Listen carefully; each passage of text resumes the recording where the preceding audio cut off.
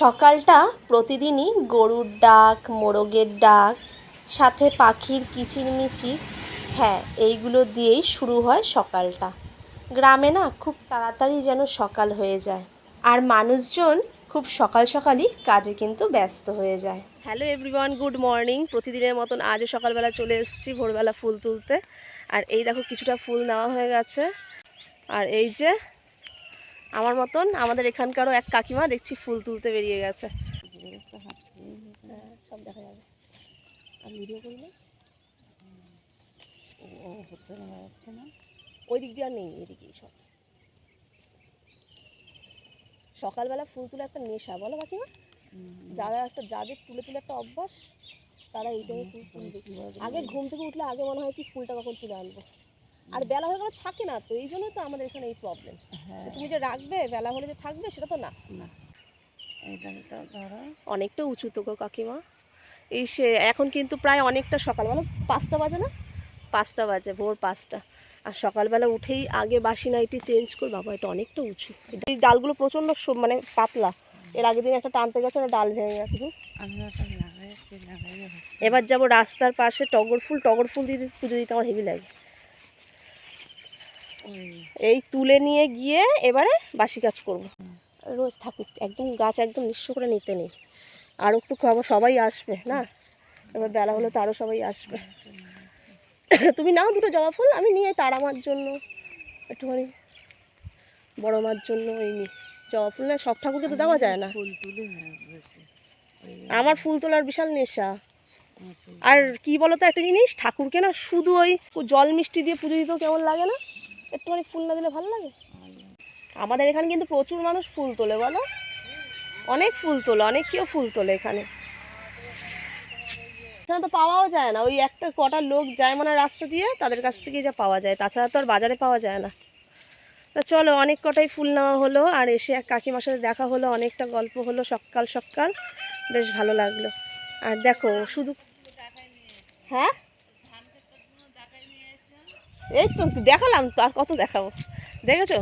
আর বলছে ধান ক্ষেতগুলো দেখাতে। হ্যাঁ সত্যি, এখন এই ধান ক্ষেত দেখতে ভালো লাগে, সোনালি কালার। বেশি দূর যাবো না, কেন অনেক কাজ আছে বাড়িতে, আর মেয়ে সকাল সকাল স্কুলে বেরাবে। কেন কি এখন মেয়েরও টাইম কিন্তু অনেক কমে গেছে, 6:30 থেকে স্কুল, তোমরা জানো। দেখো আমার পেছনের সাইড কিন্তু ধান ক্ষেত, আর সোনালি কালার ধান ক্ষেত যখন হয় দেখতে কিন্তু ভীষণ ভালো লাগে, তাই না? ঠিক সোনার মতন দেখতে লাগে। আরও বড় হবে ধান গাছগুলো, এরপর আরও ভালো লাগবে। তোমাদেরকে অন্য একটা দিন এসে ঠিক দেখাবো ওখানে। চলো কাকিমা চলো, গুড মর্নিং। Good morning.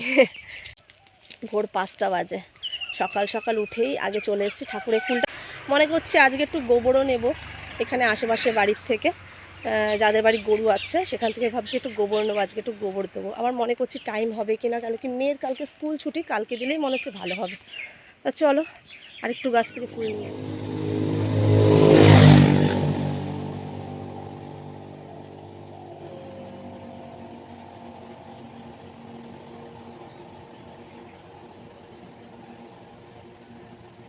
তা চলো এবার ঘরে যাই, ঘরে গিয়ে বাসি কাজ সব কমপ্লিট করি, মেয়ে ওদিকে স্কুল যাবে।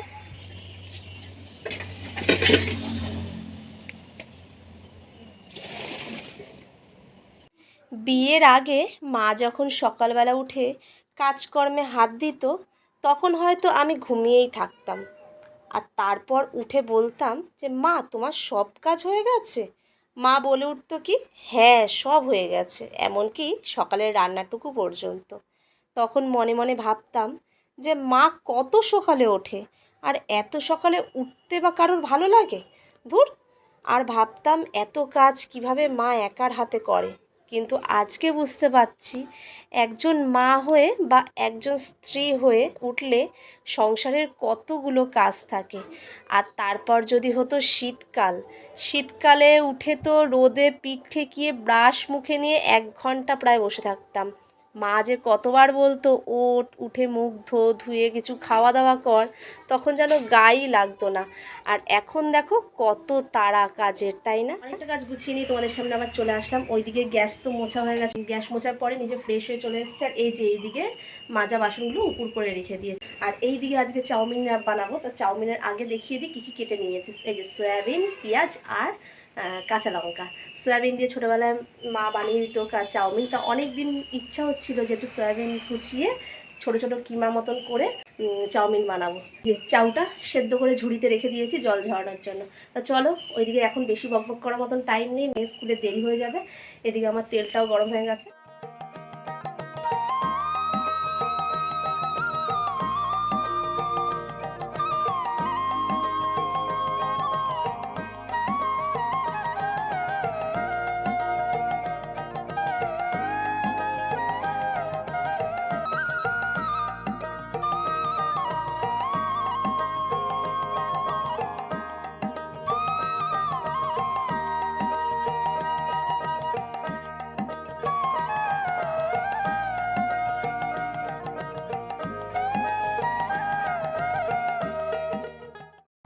মেয়ে বেরিয়ে যাওয়ার পর একটুখানি ঘরের কাজবাজ করে নিলাম, কিছুটা জামা কাপড় জড়ো হয়েছিল সেগুলো ভাঁজ করলাম, বিছানাটা পরিষ্কার করলাম। আর ছেলেকে ওইদিকে মুখ টুক ধুইয়ে নিয়ে চলে আসে। সকালের টেস্টি সয়াবিন চাউ আজকে বানিয়েছি। ছোটোবেলায় মা ভীষণ খাওয়াতো সয়াবিন চাউমিন বানিয়ে, তা তখন মনে করতাম বোধহয় মাংসের চিকেন কিমা করে হয়তো দেওয়া। তা আর এমনি সত্যি ভালো লাগে। ইপ্পি না, এটা চাউ চাউ চাউ। মায়াঙ্ক কিন্তু ভীষণ খুশি, তাই না? পাকাই কেমন লাগে চাউমিন খেতে তোমার? ভালো লাগে? হ্যাঁ খাও দাঁড়ো। এইদিকে তোমার দাদা ভাইও খেয়ে নিচ্ছে। চলো খাওয়া দাওয়া করি। খাওয়া দাওয়া করে মনে করছি একটুখানি উঠানটা ঝাড় দিয়ে ওদিকে যাব গাছে জল দিতে। চাউমিনটা দাদি খেয়ে নে। বাবু তাড়াতাড়ি চাউমিন চাউমিন খেয়ে নাও। টেস্টি না?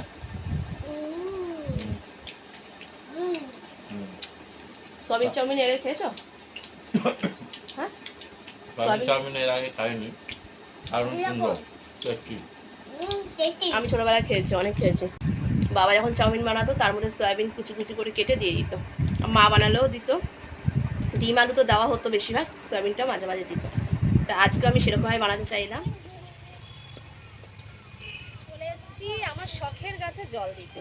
তা প্রতিদিন হয়তো দেওয়া হয় না, হয়তো সকালে দেওয়া হয় যেদিনকে, সেদিনকে আর বিকেলে দেওয়া হয় না, যেদিন বিকেলে দেওয়া হয় সেদিনকে আর সকালে দেওয়া হয় না। ব্রেকফাস্ট সেরে তাই মনে করলাম যে গাছে জল দিই। এখনও তো বেশি বেলা হয়নি, প্রায় 8টা মতন বাজতে যায়, এখনও 8টা বাজেও না।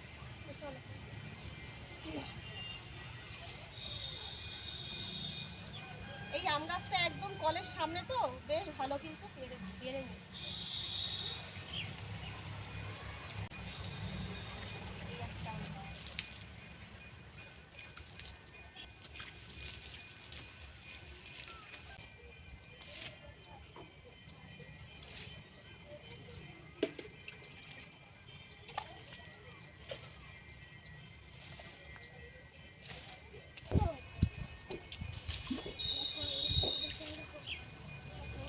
এসব কাজগুলো করতে না আমার ভীষণ ভালো লাগে। আর দেখো গাছে তো টুকটাক ফল তো সবসময় দিচ্ছেই। পেঁপে গাছে কিন্তু দুটো একটা করে কিন্তু পেঁপে হতেই থাকে। আমরা সহজে পারি না, যখন দরকার হয় তখন হয়তো পেরে নিই। উচ্ছে গাছ থেকে কিন্তু কালকেও উচ্ছে নিয়ে গেছি, আর আজকেও নেব। এই দেখো, এই দেখো, দেখতে পাচ্ছ? এই দেখো উচ্ছে, দেখতে পাচ্ছ? আরও এরকম হয়েছে, অনেক হয়েছে। তা তোমাদেরকে দেখাবো রান্নার সময়। প্যাকেটে যে কটা উচ্ছে আছে এই কদিন ধরে কালেক্ট করেছি, সেই কটা কিন্তু আমার এই গাছের থেকেই নেওয়া। আর দেখো গাছ ফল দিক আর না দিক, এত গরমে তোমরা তো জানোই অবশ্যই গাছ লাগানো কিন্তু আমাদের ভীষণ দরকার। আর এই গাছ আছে বলেই না আমরা আছি, আমরা সুস্থভাবে বেঁচে থাকতে পারবো কিন্তু এই গাছের জন্য। তাই উচিত এত গরমে অন্তত আমাদের একটা দুটো হলেও গাছটা লাগানো।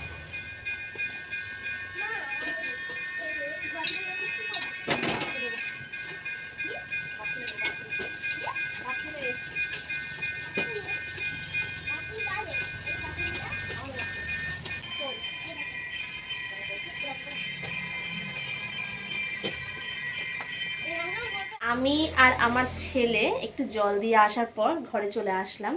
ঘরে এসে একটা ভিডিও আপলোড দিলাম, আপলোড দিয়ে এই মাত্র ভিডিওটা পাবলিশ করলাম। পাবলিশ করে দুটো রিল বানালাম, বানিয়ে এবার রান্নাঘরে চলে এসেছি। এই যে তোমাদেরকে বলছিলাম যে ইঁচড় বানাবো, এই দেখো বেশ বড় কিন্তু বেশ।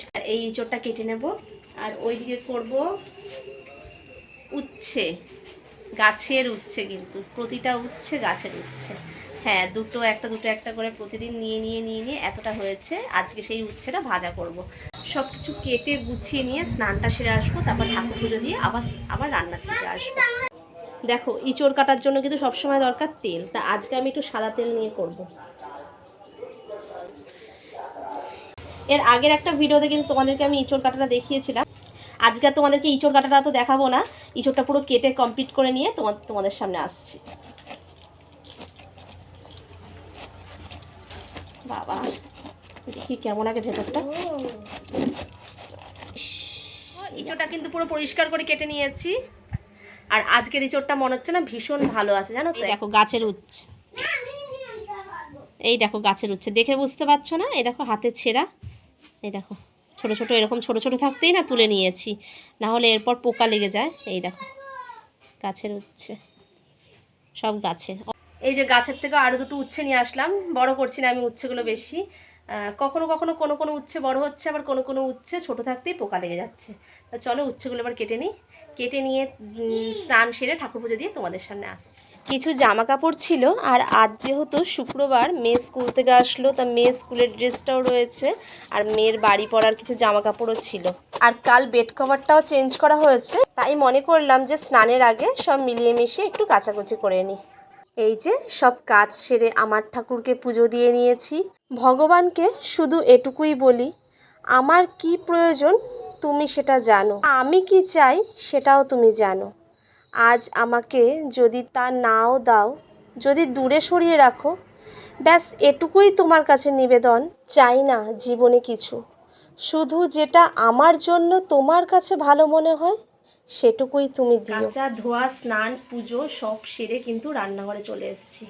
আর এত ভীষণ গরম লাগছে, পারছি না জানো তো। এই গরমে মানে একটু কাজ করতে করতে হাঁপিয়ে যাচ্ছি, মনে হচ্ছে একটুখানি গিয়ে যদি ফ্যানের তলায় বসতে পারি।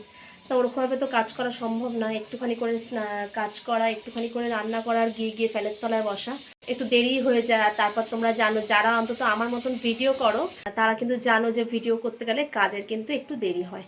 কিন্তু হ্যাঁ, কিছু করার নেই, যার যা ইচ্ছা সে তো সেটা পূরণ করবে। আমাদের ইচ্ছা আমরা ব্লগ শেয়ার করব আমাদের বন্ধুদের সাথে, বন্ধুদের ভালো লাগবে সেইটা বন্ধুরা লাইক কমেন্ট শেয়ার করে আমাদের মনের ইচ্ছাটা পূর্ণ করবে।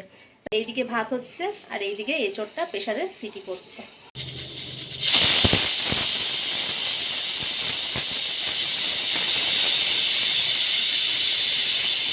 ভাতটা নামিয়ে উপর দিয়ে আর প্রেসার কুকারে ইঁচড়টা সেদ্ধ করে নামিয়ে নিয়ে উচ্ছে আলু ভাজাটা বসিয়ে দিয়েছিলাম এর মধ্যেই। তোমাদেরকে আর দেখাতে পারলাম না, কেন কি ফোনে একটু চার্জ ছিল না, একটু চার্জ দিয়ে নিলাম। আমাদের এখানে আবার না হঠাৎ করে কারেন্ট চলে যায়, তাই মনে করলাম চার্জও অল্প আছে আর চার্জটাও দিয়ে নিলাম। আর এদিকে কিন্তু আমার অনেকটা রান্নাও এগিয়ে গেল। দেখো গরমে কিন্তু উচ্ছে আলু ভাজা খাওয়াটা ভীষণ ভালো। আর এইদিকে উচ্ছে আলু ভাজাটা তুলে নিয়ে এঁচোড়টাও বসিয়ে দেবো। তা এঁচোড়টার জন্য আগে একটু চিংড়ি মাছ ভাজা করে নিচ্ছি। আর এর জন্য কিন্তু আমি পেঁয়াজ আর টমেটো বেশি করে কেটে নিয়েছি, কেন কি এইসব এঁচোড় পুরো কিন্তু মাংসের মতন করেই রান্না করতে হয়। আর তোমরা যারা আমার ব্লগ কন্টিনিউ দেখো তারা কিন্তু জানো আমি তরকারিতে একটু টমেটোটা বেশি দেওয়া পছন্দ করি। পেঁয়াজ টমেটোটা হালকা করে ভেজে নেওয়ার পর গোট গোট করে কেটে রাখা আলুটা কিন্তু দিয়ে দিলাম। আলুটা একটু অল্পই দিলাম, এঁচোড়টা তোমরা দেখতে পেয়েছো প্রায় অনেকটাই হয়ে গেছে। আর আলুটার মধ্যে কিন্তু আমি একটু মিষ্টি, একটু হলুদ আর একটু নুন দিয়ে দিয়েছি। দেখো তেলের ওপরে মিষ্টি দিলে কিন্তু, মানে মিষ্টি বলতে চিনি দিলে কিন্তু বেশ ভালো কালার আসে। আর এটার জন্য আমি যে মশলাটা করে রেখেছি এটা কিন্তু আদা, রসুন, কাঁচা লঙ্কা আর সাদা জিরে আছে।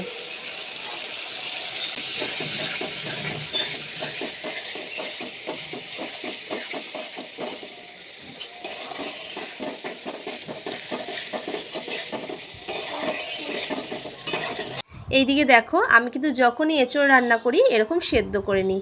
তোমরা কিভাবে করো তোমরা একটু কমেন্ট করে জানিও তো। আমার মনে হয় একটু সেদ্ধ করে নিলে এইসব এঁচোড় একটু নরম হবে আর খেতে কিন্তু বেশ ভালো লাগে।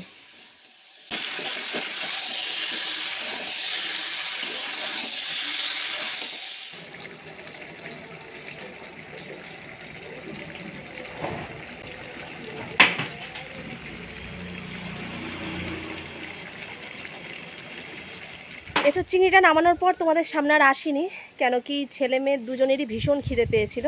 তার রান্নাটা কিন্তু জাস্ট দারুণ। আগের দিন এদিনকে আমি এঁচোড় চিংড়ি রান্না করেছিলাম, সেদিনকে চিংড়ি মাছটা একটু অল্প হয়ে গেছিলো, আর তোমাদের দাদা ভাই সেদিনকে পছন্দ হয়নি, চিংড়ি মাছ পাচ্ছে না, তাই আজকে একটু বেশি করে চিংড়ি মাছ দিয়ে রান্না করেছি, তো ভালো লাগবে এসে মুখে। আর সত্যিই তো এঁচোড় চিংড়িতে একটু চিংড়ি মাছটা যদি বেশি করে না থাকে তখন হয়তো ভালো লাগে না। তখন যে জামা কাপড়গুলো কেচেছিলাম সেগুলো তো মেলে দেওয়ার সময় তখন আর তোমাদের দেখাতে পারিনি, এতটাই গরম ছিল যে ঝটপট করে জামা কাপড়গুলো কোনো রকম মেলে দিয়ে চলে গেছে। তা মনে করলাম যে আমার বন্ধুদের সামনে তো ব্লগটা আমি শেষ করিনি এখনও। তা আজকের ব্লগটা তোমাদের কেমন লাগলো তোমরা কিন্তু অবশ্যই কমেন্ট করে জানিও। আর ভালো থেকো, সুস্থ থেকো, আর নেক্সট ব্লগের জন্য কিন্তু তৈরি থেকো। চলো টাটা, বাই।